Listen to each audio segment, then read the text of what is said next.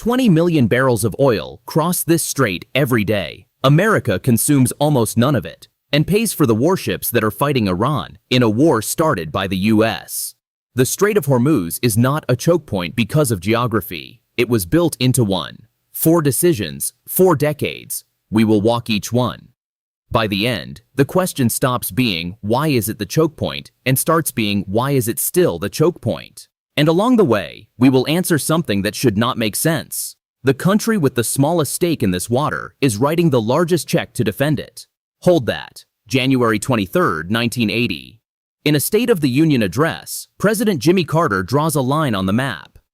Quote, "An attempt by any outside force to gain control of the Persian Gulf region will be regarded as an assault on the vital interests of the United States, and such an assault will be repelled by any means necessary, including military force." That sentence did one thing nothing before it had done. It turned oil from a commodity into a security guarantee. But here is what is wild. The doctrine came before the dependency, not after. The architecture was poured before the demand it was meant to protect even existed. Inside 3 years, the Pentagon stood up the Rapid Deployment Joint Task Force. By 1983, it had become CENTCOM, a combatant command with the Persian Gulf as its assigned theater. By 1987, the US Navy was reflagging Kuwaiti tankers under American colors to fight an undeclared escort war against Iran. By 1995, the Fifth Fleet was permanently reactivated in Bahrain. Today, that single base houses 3,479 American service members. The forward CENTCOM headquarters sits in Qatar. The architecture is not metaphorical. It is concrete, runway, and tonnage. And every brick of it traces back to one sentence in 1980. And then OPEC made the second decision. Quieter, no speech, no doctrine, just geography of production. Of all the spare oil capacity on Earth, the swing barrels OPEC can bring online in an emergency, about 5.3 million barrels a day exists.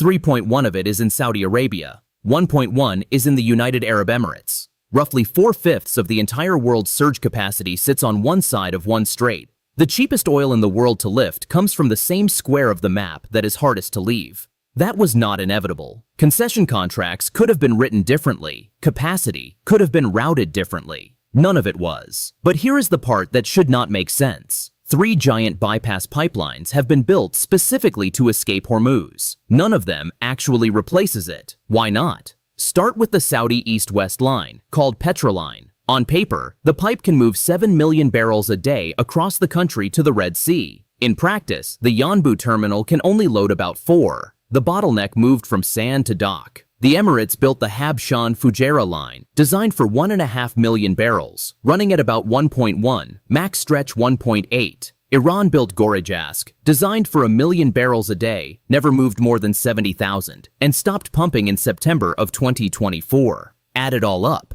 Roughly 3.5 million barrels a day of bypass capacity, against 20 million through the strait. The bypass exists. It is, by every honest reading, insurance. It was never built as replacement. Now look at who actually drinks from this water today. The map changed underneath the architecture, and almost nobody updated the architecture. 84% of the crude that crosses Hormuz goes to Asia. China alone takes 37.7%. India takes 14.7%. Japan, 10.9. America's share is at a 40-year low, and yet the Fifth Fleet still patrols. Bahrain still holds the keys. CENTCOM still costs what it costs. The historian Andrew Balkovich points out that before 1980, almost no American soldier was killed in combat in the Greater Middle East. Since 1990, almost no American soldier has been killed in combat anywhere else. The bill stayed American. The benefit went east. And this is the answer. Nobody designed Hormuz as the choke point. The United States chose to protect instead of diversify.